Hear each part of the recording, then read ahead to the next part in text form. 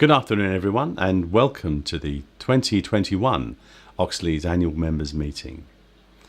In the light of the continuing threat of COVID, we're meeting virtually again this year, but we hope you'll find this gives you a helpful overview of the Trust's work over the past year and our plans for the future in the comfort of your own home. But we hope for our next meeting next year we can meet in face-to-face, but we'll see. Anyway, thank you to all of you who have joined us this afternoon and to those who have sent in questions. Alongside films and presentations, we'll have a live panel discussion to discuss the issues that you have raised. And first, we're going to hear from our Interim Chief Executive, Dr. Ifa Kocha, on the year 2020 to 2021 for Oxley's. We entered the year in April 2020 at the start of the COVID pandemic and endured several months of significant national restrictions and intense pressure on health services. Our colleagues and partners worked tirelessly to find ways to deliver services safely, including making full use of digital technology where appropriate. We'll continue to build on these digital technological developments, including launching OxCare, our new online health record system for patients.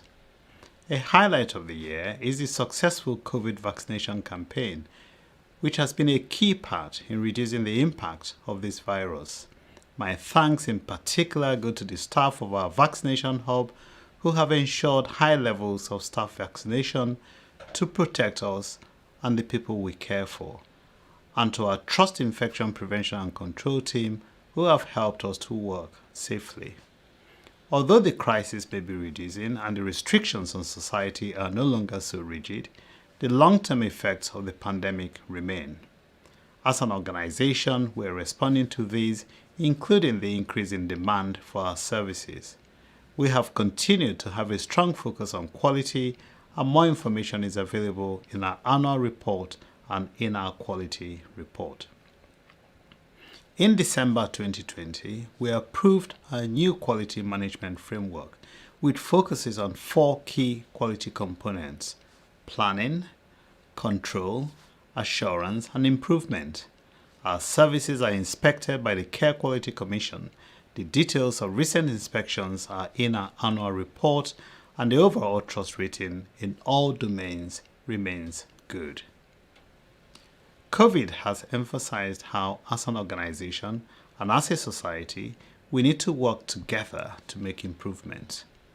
We are part of the South East London Integrated Care System and have thriving partnerships with local mental health trusts through the South London Partnership and with Lewisham and Greenwich NHS Trust.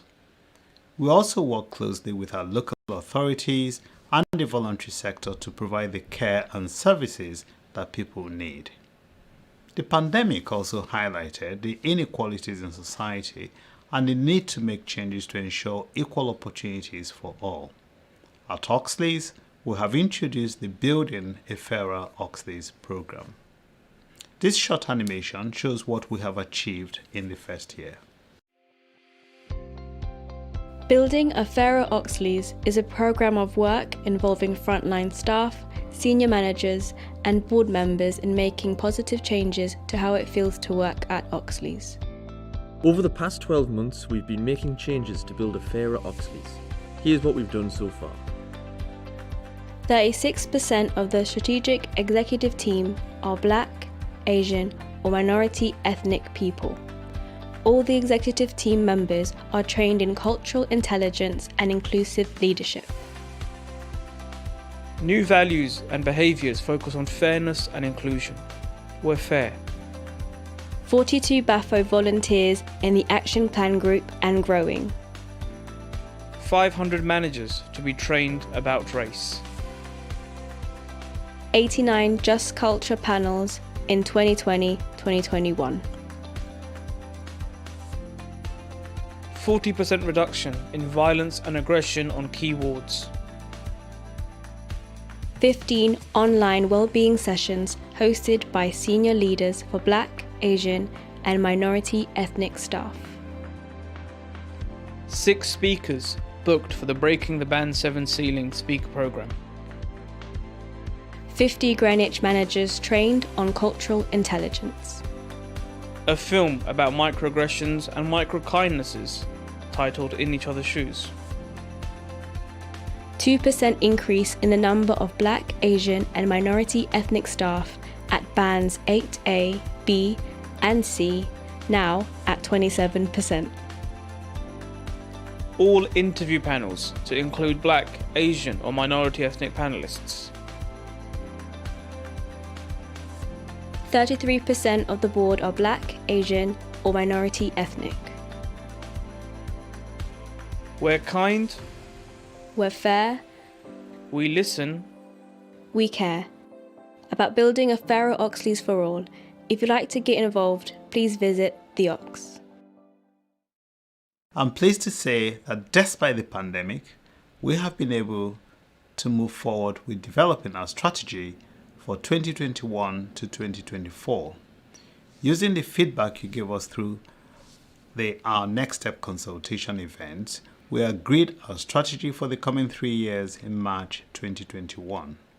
I'll say more about this later, but our new values, we are kind, we are fair, we listen, we care, have been warmly welcomed.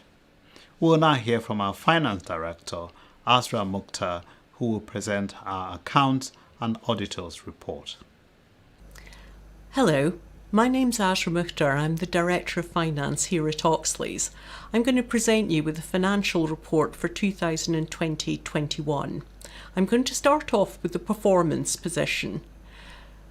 In terms of that financial year, we generated a surplus of £3 million, and that's the second blue box you can see on the slide in front of you. That's the figure that we're effectively monitored on by NHS England and Improvement. The figures that you see below there that take us to our £14 million deficit are actually technical adjustments linked to a revaluation of our assets.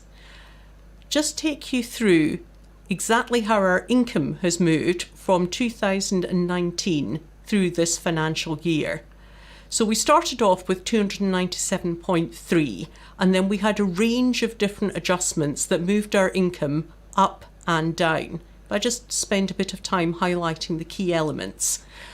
Firstly, we were made the host for the Forensics Provider Collaborative for South London on October 2020. And what that meant is that we took over both the commissioning and provision arms for those services on behalf of Oxleys, South London and the Maudsley, and South West London and St George's, including a number of independent sector providers from NHS England.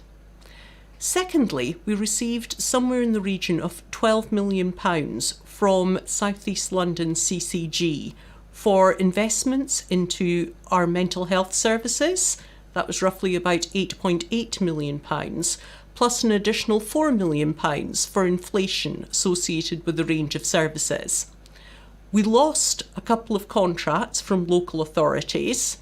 And then finally, in this pandemic year, we received £13 million worth of funding from NHS England to support us in the delivery of our healthcare provision.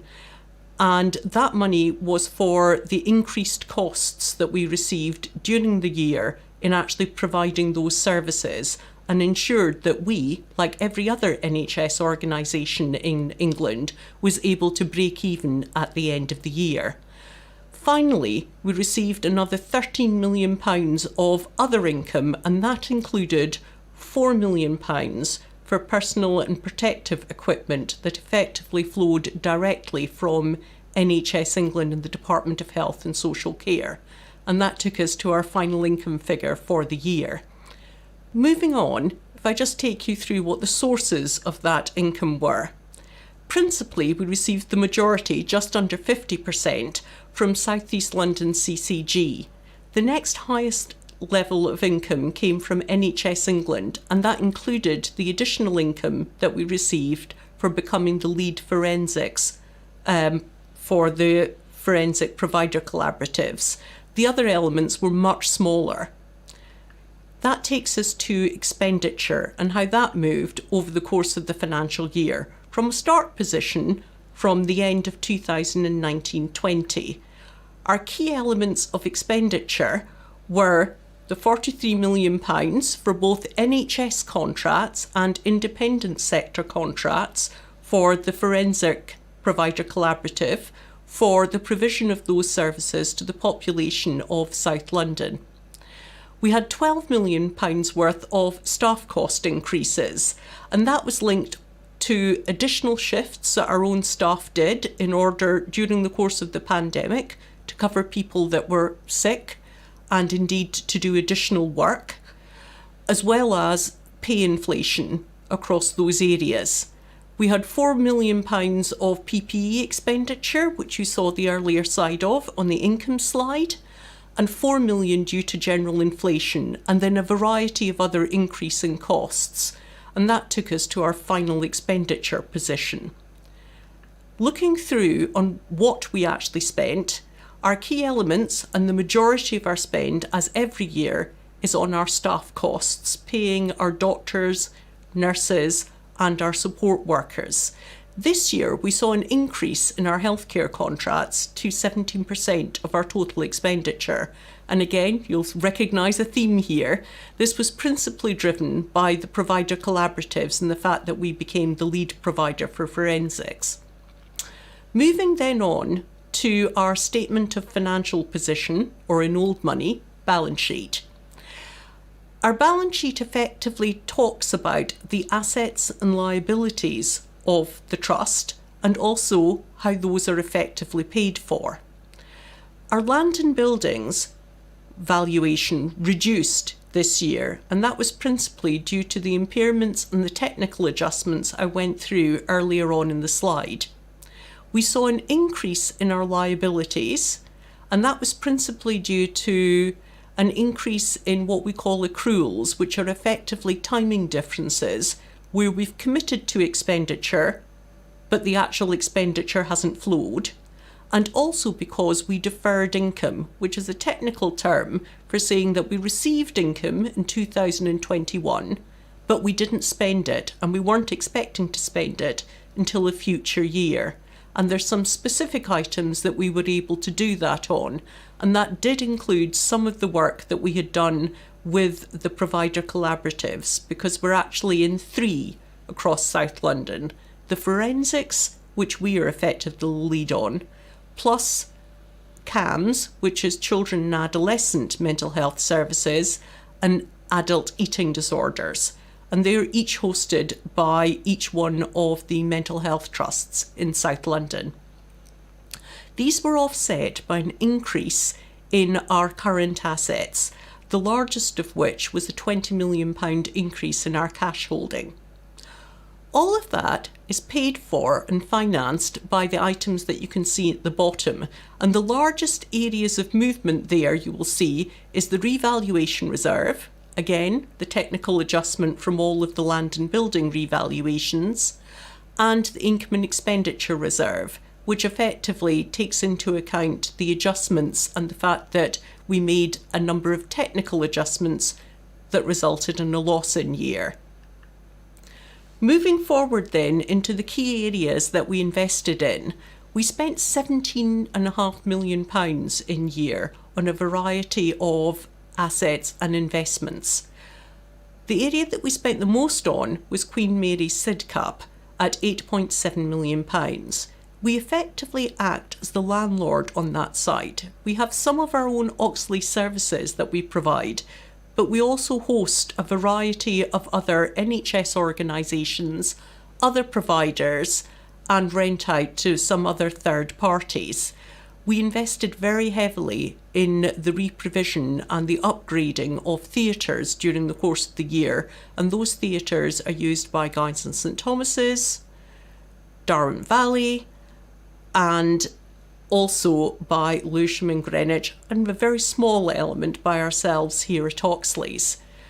The second area that we invested very heavily in was our IT and business performance area, and that included both hardware investments and software investments, including making sure that our clinicians have timely and accurate access to their patient data, and to what we would need in order to be able to run the organisation. There were some other estates and other projects around our infrastructure for our other buildings we also invested in during the course of this year. That takes me on to our charitable funds. We had a very good year, I would say, in terms of donations and income this year. We had a large legacy, which was the largest element of the donations that we received during the course of the year. We also received a significant sum from NHS charities together. This was marked out and really was distributed and received by a large number of NHS organisations and was principally to be invested and spent on staff and patients during the COVID period or for the effects of the COVID period, and a small element of other income. The areas that we spent that on were principally on patient welfare, some on staff welfare, and some on other expenses. Now you will see from this slide that we expended a lot less than what we got in. We only spent 141,000, and principally that was due to the fact that because we had a year of the pandemic and we had social distancing in place, it was very difficult to be able to gather and have some of the events that we normally would have paid for via charitable events. So these tended to be quite smaller events and personalised elements that we spent on our charitable funds. But that has resulted in our charitable funds growing during the course of the year. We have plans to be able to expend this in future years. And that brings me to my final slide, which is around the current risks that we have. And these are current risks both going into 2021-22 and for the medium term. The first of these is the ability to meet our recurrent savings plans once that pandemic COVID block funding finishes. So if you cast your mind back, that was about £13 million of support funding that we have been given over the course of 2020-21. We actually have recurrent savings plans of £14.7 million as at the end of this financial year. And we will need to start making plans for delivering those savings once the COVID pandemic and the block funding ceases. That's likely to happen in 2022-23, and the Trust is currently gearing itself up to be able to address some of those savings. We're not going to try to do that in 1 year, so it will be addressed over the medium term, i.e. the next 3 to 4 years. Secondly, is some of the changes in regime that we've seen during the course of 2020-21, the largest of which, or the one that we think is going to have quite a large impact, is around the way that capital is now being funded and how we as an organisation are able to determine and then invest in our infrastructure, both IT and estates. Previously, if we had the cash, we could spend that cash within limits on whatever we wanted and to the level and extent that we felt was needed in order to be able to deliver the services at Hogsley's. That regime changed in 2020-21 such that South East London Integrated Care System, of which we are a member, was allocated a capital envelope, and then that capital envelope had to be split across all of the NHS providers in our ICS. That does mean that capital is now constrained, and not only is it constrained at an ICS level, but we as an organisation need to negotiate how much we would be able to spend in light of other priorities of other organisations at the same time. We successfully did that in 2020-21, and we were able to invest in all of the areas that we had within our plan, but this could be a risk going forwards. And lastly, and most importantly, is the risk around the ability to recruit and retain our staff. You will have seen that there were increased levels of investment that we had as a trust. A lot of those were for additional mental health services that do require additional clinicians and other staffing categories that are in short supply. So we will need to make Oxley's a great place to work to be able to attract some of those staff and also to be able to retain the staff that we already have. That brings me to the end of my presentation. Thank you. And now over to Andy, who will present our election results and our council and board appointments. And now we're going to look at the developments over the last year for the Board of Directors and the Governor's elections and changes. So a lot of change during 2021. Dr. Michael Whitney retired as the Director of Therapies, went off to live in Spain, and we wish him well over there. Really pleased to see Neil Springham come on board as our Director of Therapies. Jazz Thind, our Director of Finance and who'd worked for Oxley's for many years, left the Trust for a new post, and we wish her well in a very challenging new job. She was replaced by Ashram Mukhtar as a substantive Director of Finance, and Azra's got a huge agenda ahead of her, not only within Oxley's but also within the integrated care system and all the changes that's going to bring to us in South East London. Matthew Traynor, our Chief Executive, went on secondment to the Nightingale Hospital. I went to visit him up there. That was a really, really major effort. We know that the Nightingales weren't used much in the end, but it was a fantastic achievement to set them up so quickly. And Matthew played a major role in the setting up of the one that we had here in South East London. Dr. Ifa Kocha took over as the Acting Chief Executive between April and June of 2020 while Matthew was away. Then Matthew left us in August of this year to go to work as a Chief Executive at Barking, which is an acute hospital, one of those again with enormous challenges ahead, and we really wish him well in that new role. I think he's been an outstanding Chief Executive here at Oxley's, and he's achieved an awful lot. Very sad to see him go, but I could absolutely understand when certainly NHS London wanted him to go and take on that particularly hard job over there at Barking. And I was also happy to let him go early because I knew we had such a good executive team led by Dr. Ifa Kocha, who again has stepped in as our acting chief executive. Lots happening on the governor elections, and I will go through these. It's really important that we note who's come on board for the Council of Governors, and later on we'll look at who's left us. But Sue Sauter and Joseph Hopkins and Liz Moss have come on board, and Zara King, a new one for Greenwich. Those are our public governors. For our service users, we've got Tina Strackback, Ravimbo Matiambizi, Steve Pleasance, Claire Wheeler, Raja Ranjaran, Francis Murray, Janice Algar, Rebecca Marks Hubbard, and two new staff governors, Victor Benson and Jessica Goodska.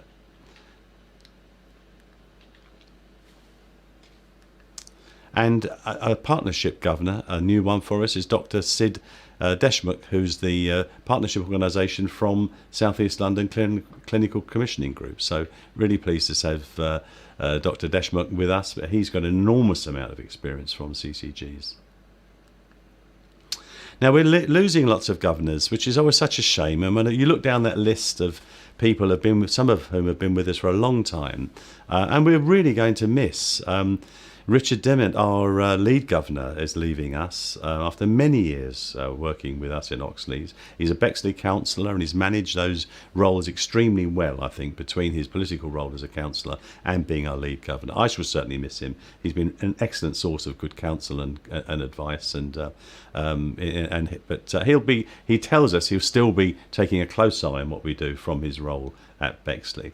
And we're saying goodbye to Sue Hardy, Margaret Cunningham, Steve Turner, Raymond Warburton, Leslie Smith, Mark Goblot, Margaret Adeji, Suraj Perzad, Sharon Rodriguez and Joe Linnane. So thank you so much for everything that you've done as governors for Oxley's. And when I look down that list, and we really will miss you because you've contributed an awful lot over the last few years. And thank you very much for everything that you've done. And now over to Lead Governor Richard Dement, who will present our membership report and Council of Governors developments. Over to you, Richard. Good afternoon, everybody. My name's Richard Dement. I'm the lead governor at Oxley's, and it's my role this afternoon to give you the membership report on behalf of the Council of Governors. At the end of the last financial year, back in March, we had just over 11,000 members who, as you can see from this slide, were split between members of the public, people who live predominantly in the three boroughs of Bexley, Bromley and Greenwich and want to be engaged with Oxleas, a number of service users and carers, people who have been patients and actively involved with Oxleas through the care of themselves or a loved one.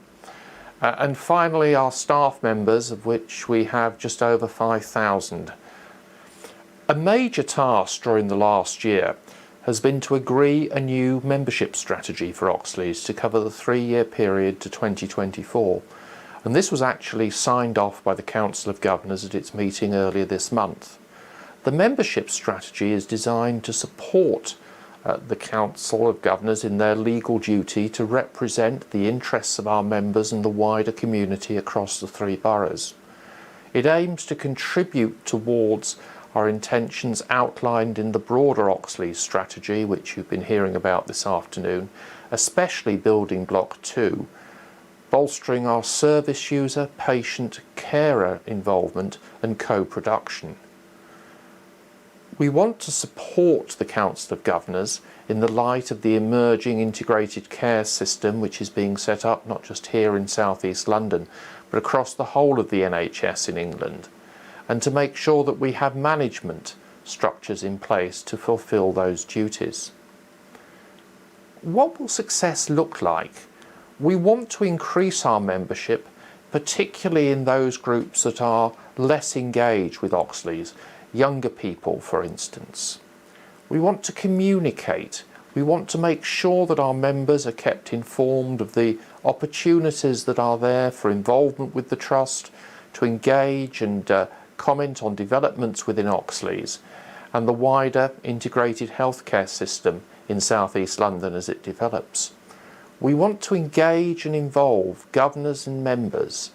We want to make sure that they are aware of Trust activities and take every opportunity to shape the future of the Trust and know what's going on throughout its operations. Over the last year, we've all struggled with the problems of having to meet and engage with people given the restrictions that the pandemic have put across us. But I think we've had a very active year as a Council of Governors. We started a year ago with our virtual annual members meeting, which included a mix of recorded and live presentations and concluded with a live Q&A session using members of our executive team, and I was also fortunate enough to be able to join the panel. Our new Trust strategy has been shared with all our members, showing how members and others' feedback has helped shape the priorities for Oxleas over the coming years, and members will continue to help us on that journey. Our member e-bulletin, Oxleas Exchange, has continued to keep members up to date with what is happening at the Trust, in addition to publications including Oxleas Exchange and our Governor Review. This year's Governor's Review was virtual, with myself and several colleagues joining Andy Trotter to reflect on our experiences as members of the Council of Governors over the past year. In addition to all of this, a number of ad hoc emails have been sent to members with COVID updates, guidance and other information of interest to our local communities. 2 new membership working groups have been established to develop a membership base for our service user carer constituency interest group, representing forensic and prison service users and their families, and to look at ways to increase the number of young people joining our membership and how their interests may be gained, maintained, and their encouragement and involvement in the Trust will develop. If we now turn and look at member involvement, over the last year that has involved training for our lived experience volunteers. We've been engaged with the South London Listens project, listening events to tackle the looming mental health crisis which is being caused by the COVID-19 pandemic. We've been involved with Let's Talk Mental Health and Wellbeing an evening event to talk about mental health and well-being, organised by Bexley Mind, the Bexley Voluntary Service Council and Bexley Clinical Commissioning Group. We've been involved in an opportunity for service user involvement with researchers from King's College who are working on a study of the use of body-worn cameras on inpatient mental health wards. Individuals with lived experience of mental illness were invited to join a mental health network online focus group on the government's proposals to reform the Mental Health Act. And looking at developments for the Council of Governors itself, virtual information sessions were held on a number of occasions. Some of these took the place of sort of virtual coffee mornings, at which we had the opportunity to talk with service users about their involvement, about the role of mainstream volunteering within Oxley's, lived experience practitioners.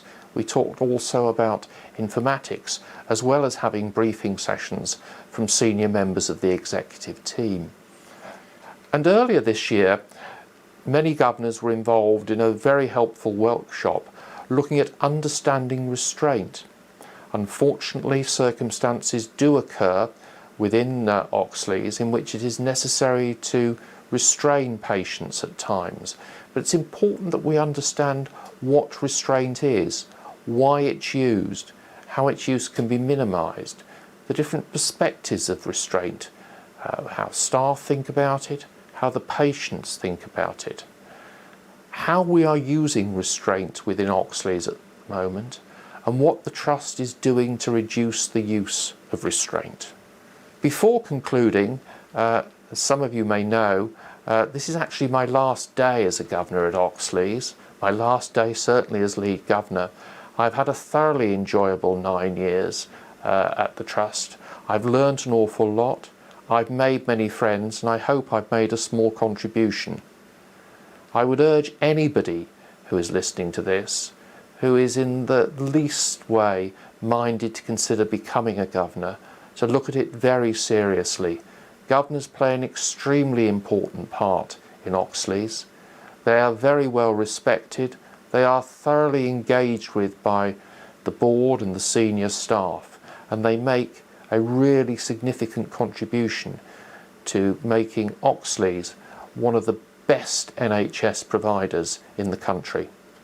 Thank you, and thank you for the support so many have given to me over the last 9 years while I've been one of your governors. And now I'm going to hand you back to Andy Trotter for our live Q&A session. Before we move to our panel, I'd like to take this opportunity to thank our lead governor, Richard Dimmitt, who's leaving the Council of Governors after an impressive 9 years. Richard joined the council as a public governor in 2012, became an appointed governor representing the London Borough of Bexley in 2018. And Richard has been a really excellent lead governor, and we're extremely grateful for his commitment, support and valued contributions he's given to the Trust, to the executive team, to NEDS, the Council of Governors, and to me personally during this period. Following Richard's departure, it's my pleasure to welcome Sue Sauter, one of our public governors in Bexley, as the newly elected lead governor. We very much look forward to working with Sue in the years to come.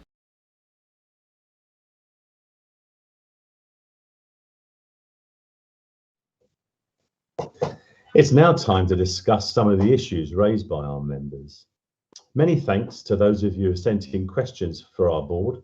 And today I'm joined by Dr. Ifa Kocha, our interim chief executive, Ian Diamond, our chief operating officer, Jane Wells, director of nursing, Neil Springham, director of therapies, Tom Clark, acting joint medical director, Rachel Evans, director of strategy and people, and Ashram Mukhtar, director of finance, and our lead governor, Richard Dimmitt. So our first question, a number of you asked about strategy. One of our members, Noel, has asked, how do you plan to achieve zero delays? Really good question. Ife, can you answer that one? Thank you, Andy. It is indeed a very good question.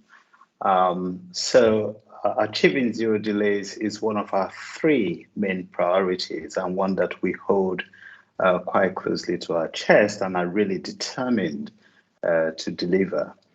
Can I just explain that when we say 0 delays, we're not saying people won't wait for our services. We're essentially saying that once we've agreed and published how long people need to wait for, and we tell them when they need to be seen, we will do everything to see them when they need to be seen. So it's been described as no different from maybe the train timetables or the bus timetables that tells you will catch a train at 9:20 to London Bridge.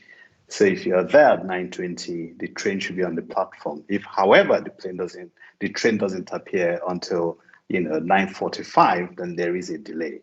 Now, to achieve this, we really have embarked on a very rigorous plan to map our patient pathways, including demand and capacity, and working with clinicians and managers. We want to be clear as we do that we're thinking of how to eliminate any delays that we currently have. And once that piece of work is done, we'll then become absolutely clear about how long people wait for. Clinicians will know, users of services will know when their appointment is due, and they can be rest assured that we will be there to see them at the appropriate time. Thank you. Thank you, Ife. We've also been asked about how much premium is attached to our building blocks. So that's the building blocks that we've got as part of our published strategy. Rachel, please, can you answer that one? Yeah, so this is another good question around our strategy, and Ife's already talked a bit about our big priorities, and 0 delays is one of our big priorities, and we've got 2 others. We've got great out of hospital care and making Oxleys a great place to work. But underpinning those 3 big priorities are some really important building blocks, and it's a good question about those. They are really important. The premium we attach to them is considerable because they set out not just what we want to do, but how we want to do it. So they set out, for example, how we want to involve our service users, patients and carers in designing what we do, how we want to have safety and learning at the heart of our culture, something really important, how we want to use digital, something that's been so important to us over the last year. So these building blocks, they are really important because they are how we want to work as a trust and also how we want to go set about delivering those really big priorities. And the board is taking these building blocks really seriously. So each building block has got its own plan, and each plan is being taken to our public board so that there's proper scrutiny and a real focus on our progress. So I hope that answers the question. Thank you, Rachel. One of the questions we've had is about looking back to last year. And the question is, what were the major constraints on your ability to fully meet your objectives? And what a challenging year this has been for everybody. Ian Diamond, please. Thanks very much, Andy. So there's no doubt the pandemic had a serious impact on the delivery of all our services. For example, we had to implement social distancing and other infection control measures. We experienced far higher than usual staff sickness and also associated staff isolation. So these all manifested in a reduced capacity to meet demand and certainly resulted in the Trust focusing on the key deliverable of providing safe and effective care, but within the confines of infection control and government guidance. We were as creative and flexible as possible to find new ways of delivering services within these constraints, but there's no doubt that there's been a longer term impact on our waiting lists. But please be assured we are working very hard to rectify this by temporarily employing additional staff, as well as using new ways of delivering services in a safe and effective way. Thank you, Ian. The next question is about the finance, and it's about the financial picture for the last year. And so Azra, please, our finance director, to respond. Thanks, Andy. So I covered off in my original presentation just the headline figures. So we made a £3 million surplus last year before technical adjustments, which I'd gone through, were due to the fact of revaluation of our assets. Once those were taken into account, we made a £14 million loss. But actually, the key headline of how we manage our performance was on that 3 million. Before we went into that year, however, we'd set ourselves a £13.5 million recurrent SIP target that we were supposed to be meeting through 2020-21 prior to the pandemic hitting. With the pandemic hitting, we, like every other organisation, were actually given non-recurrent funding to ensure that we were able to break even. We received somewhere in the region of £13 million. And what that meant is we did not need to make those recurrent savings. I think the real challenge then, as I'd highlighted in the risk slide at the end of my presentation, will be in the medium term, how we will slowly make that set of recurrent SIPs in future years.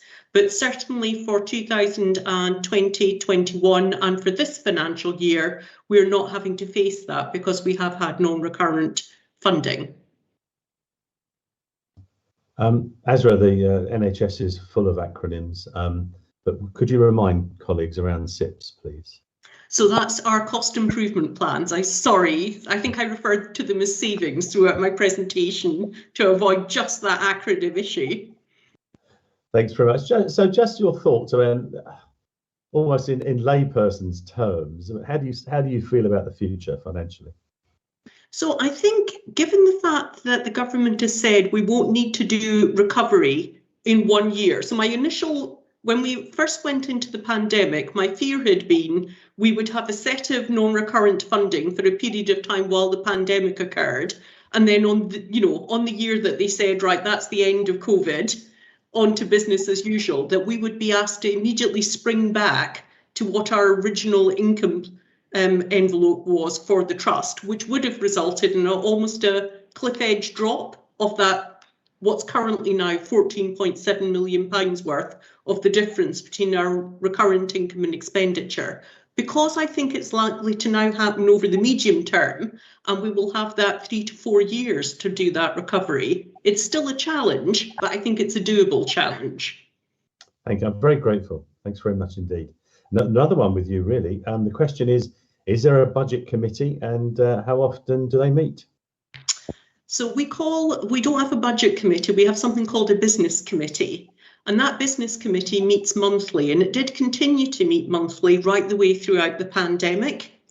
The committee receives monthly updates on the financial position of the trust. We go through what the year-to-date position is, what the in-month position is, and what the forecast position is.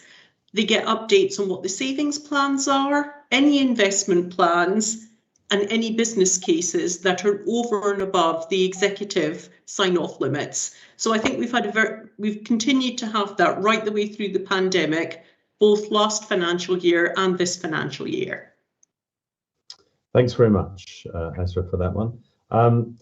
And the next one is, how effective are your financial control measures? I think we're staying with you, Azra. Okay, so on this one, I'm going to go very effective, I would say they were, given the fact that we had maintained for several years prior to the pandemic a break-even position. We didn't really adjust our financial controls dramatically during the pandemic period. We made a couple of adjustments to our standing financial instructions just to make sure that we could basically respond to the pandemic, but we didn't loosen any of our controls during that period and haven't done so right the way through. We then had some independent reviews of our mechanisms. So internal audit, that particular service is provided by KPMG, looked at our core financial systems and said that we gave us substantial assurance, and that went to the Audit and Risk Committee. And also our external auditors, Grant Thornton, issued an unqualified audit opinion on 2020-21. And also they did a value for money review, which was a slightly different and wider piece of work that was conducted on 2020-21. And that came back with no major recommendations. They don't ever go for, there are no issues on value for money, but the key issue would be if they had major recommendations, and we had none of those. So I think that resulted in assurance to the Audit and Risk Assurance Committee that we did have very effective financial controls. Thanks, Azra. I mean, and it follows straight on from that, because the next question is, how do you intend to implement the recommendations of the external auditors? So this is listed down within the papers that are on, that will be published. So we provided a management response to each one of the recommendations that were made. None of them were that substantial. Probably the strongest was about being able to recover on our recurrent SIP, our recurrent savings programs, and to be able to generate that for future years, which we did respond to and said it would be over the medium term because of that softer landing post-pandemic. We expect to deliver all of those recommendations in line with the timeline. We don't think there will be any issues with the deadlines that we've done in the management responses to any of those. And those recommendations will then be monitored by the Audit and Risk Committee, and we will be held to account for them as an executive, similarly to how we have been held to account in the past. Thank you, Ezra. Another question from one of our members. What are the major sources of funds for the Trust? So I think there are two main sources, and I did cover them in my presentation. 49% of our income comes from South East London CCG, and for last financial year, that included the £13 million COVID block top-up funding that we received. The remaining 32% comes from, well, the largest other element is from NHS England. That makes up 32% of our income, and that included the income that we received for being the lead provider on the adult secure forensic services on behalf of South London. Oh, thank you. And back to audit, this question says, how much premium do you attach to your internal audit department? So I think this question would be taken two ways, and I've taken it on the financial, if that's okay. So as I said, KPMG provide our internal audit service, and we pay them £67,000 for doing that. On top of that, we also pay them for our counter fraud services, and that's a further £22,000. They report directly to the Audit and Risk Assurance Committee, and they report every time that committee meets, and there is an opportunity for our non-executive directors to be able to question them and basically ask any questions of them during that period of time. It's about 15 minutes before the meeting actually convenes, and they are thus able to hold the executives to account through that process. I think the feedback from the NEDs has been fairly positive in terms of the service that they receive from KPMG, and we recently did do an extension of the contracts. Thank you very much indeed, Ezra. Now some questions about our services and the care that we provide. One member from Greenwich has asked, why do we have to wait 3 months before we see psychiatrists again and not once a week? People with mental health problems have problems all the time, every day, not every 3 months. Ife, will you be answering that one? Thank you, Andy. Yes, I'm happy to take this one. So every individual who sees a psychiatrist should ideally discuss with their psychiatrist when the next appointment will be. And there are a number of factors that the psychiatrist will take account of in reaching a decision with that person. It might include whether there are any changes to medication, any serious concerns, and the overall number of appointments that are available, not just to that individual, but to other people that are seen by that psychiatrist and members of the team. And so it really is an individual thing. Weekly appointments are very rare, and they're usually available to people who are in crisis, where the psychiatrist feels it's absolutely essential to see them weekly because they need to make some adjustments to their overall treatment plan. What I will say is that if you are offered a 3-month appointment, you can have a conversation with your psychiatrist about that appointment, whether it could be sooner and why you may want it to happen sooner. But be assured that if your circumstances change, then it should be possible for you to get an earlier appointment. I know that most psychiatrists would want to see people as frequently as weekly or 2 weekly, but also remember that the numbers that we're having to look after and help just means that we need to try and personalize things and not just give people appointments for the sake of appointments. And I hope that that answers the question. Thank you, Ife. Another member has asked, your values underpin the philosophy of the Good Samaritan. Can you assure stakeholders that you will not pass by on the other side? Neil, please, can you answer that one? Yeah, really happy to answer that one. So our values capture the elements that we think are important to us at Oxley's. They capture something about how we want to relate to people who use our services, but also to each other. And in terms of do we sort of own these values, it's worth mentioning that the values come from staff feedback, that this is something that our staff and people who've used services have told us that's important. So we want to embed them in everything we do. So that's both managing performance and how we give feedback. There's a particular bit in the question, I think, about not passing by. And actually, we've been rolling out an active bystander set of workshops. These are aimed at helping people to speak up if they witness something that they feel does not align with the Oxley's values. So we've got several safeguards there in action. Yeah, thank you, Neil. There's a couple of more questions about how we're organised.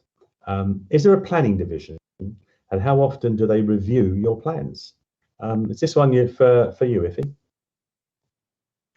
Thank you again, Andy.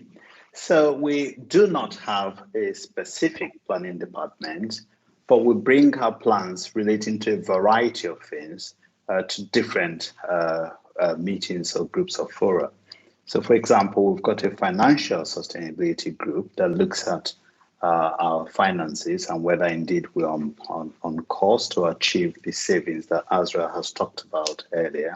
We've got the executive committee that oversees quite a range of things, including staffing, the quality of our care, any incidents that there are, to just make sure that whatever plans we've set ourselves, that we are achieving those. And if we're out of kilter, that we have a plan to come back within the expected trajectory. And of course, we've got board committees that then reports up to the board of directors. So progress against our various plans are really, really kept under very close review. And the risks that are attendant to delivery of those plans, we also keep a close eye on with any mitigating actions that we feel is important to enable us to come back on course or to achieve those plans. Thank you, Ife. The next question, is there a budget for professional development? Jane, please. Thank you very much. Yes, funding and budgets are allocated centrally from Health Education England and other areas, and this is for professional development. We work really closely with all of our clinical professions and all our other groups of staff so that everybody is included in optimising the opportunities for personal and professional development. We also now have a really active apprenticeship programme, and currently we have more than 100 apprenticeships in progress, which is fantastic. That's really good news. The next question, is there a research division within the Trust? Tom, can you answer that one, please? Yes, of course, Andy, thank you. Well, Andy, in short, the answer to this is yes, we do. Oxley's undertakes research both independently and in collaboration with other organisations when it's larger research projects. And this is coordinated and supported by our Research and Development Office. Research is jointly funded by the Trust and the Clinical Research Network. Now, we do have a relatively small Research and Development Office, and due to the pandemic, like many other organisations, research activity has been on the decline. But the good news is we're in the process of developing a joint research office with another NHS organisation, which will increase our opportunity to do more research. And not only that, it will increase our capacity and capability to do it successfully. So good news going forwards. For those that out there who are interested in looking at understanding more about our research, they can look on our Trust website. Thank you, Tom. And one last question, it's about the charity funds that we have and whether they're spent on welfare. Is it spent on staff or patients? Azra, can you help with that one, please? So the short answer is it's spent on both. In 2020-21, we spent 78,000 on patient welfare, and that did include also going out and buying laptops and things like that for those that were digitally excluded during the pandemic. We did a pilot across those areas, and we spent 42,000 on staff welfare. On top of, actually, we did give all of our staff vouchers during the course of the year as a little pick-me-up, I suppose. And we also distributed just some packages and gifts, just because I think there was very low morale and ebb at certain points during the pandemic, just through the actual grind of the delivery of service. And I think they were fairly well received. Yes, I think they certainly were, Azra. So the feedback from the staff was very, very positive indeed. So thank you for that answer. And many thanks to you all for sending in your questions. Well, thank you very much to our executive directors for that discussion. We're now going to finish with a short overview of our plans for the coming year. I'm pleased to say that despite the pandemic, we have been able to move forward at Oxley's. We're launching our strategy for 2021 to 2024. This gives a framework to move into the future positively. This short animation gives an overview of the key elements of our strategy. At Oxley's, we've been thinking about what you really need us to focus on over the next 3 years. We talked to lots of people, including colleagues who work at Oxley's, people who use our services, and their families and the partners we work with. We also thought about what we have learned over the past year from COVID-19. This is what you said was important to you: achieving 0 delays, delivering great out-of-hospital care, making Oxley's a great place to work. These have become the 3 big priorities of our new strategy. To achieve this, we'll need to make changes such as 1. Quality management, 2. Bolstering our service user, patient, carer involvement and co-production. 3. Creating a safety and learning culture. 4. Increasing our focus on service inequalities. 5. Effective partnership working. 6. Reducing violence, aggression and abuse against our staff. 7. Increasing digital and remote service delivery. 8. Making best use of our resources. You also told us that Oxley's value should be: we're kind, we're fair, we listen, we care. We're looking forward to working with you over the coming months to put these plans into action. Visit oxleys.nhs.uk to find out more. We have leads in place to take this work forward, and they are reporting to our board and Council of Governors regularly on progress. Our priorities will involve considerable change and will be involving members, service users and carers, and our partners in discussions to agree how to take these forward. Please look out for the opportunities to get involved. Many thanks for joining us at this year's annual members meeting. We hope you feel it has informed you of the developments at Oxley's and our plans for the coming year. We wish you a healthy and safe rest of the year. Thank you and goodbye.